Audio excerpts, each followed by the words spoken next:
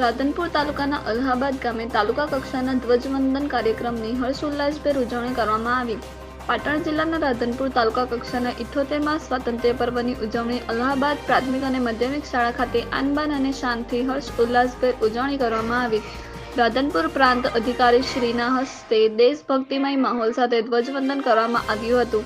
આ તકે અલ્હાબાદ પ્રાથમિક અને માધ્યમિક શાળાના વિદ્યાર્થી અને વિદ્યાર્થીનીઓ દ્વારા સાંસ્કૃતિક રાસ ગરબા દેશભક્તિ વિશે આ તકે કાર્યક્રમો રજૂ કર્યા હતા તથા રાધનપુર પોલીસ અને રાધનપુર ફોરેસ્ટ વિભાગના અધિકારીઓ દ્વારા પરેડ આપી રાષ્ટ્રધ્વજને સલામી આપી હતી. તાલુકા કક્ષાના ધ્વજવંદન કાર્યક્રમમાં રાધનપુર મામલતદાર, તાલુકા વિકાસ અધિકારી, સરપંચશ્રી, રાજકીય આગેવાનો, શિક્ષકગણ, વિદ્યાર્થીઓ અને મોટી સંખ્યામાં ગ્રામજનો ઉપસ્થિત રહી 78મા સ્વાતંત્ર્ય પર્વની ભવ્ય ઉજવણી કરવામાં આવી હતી.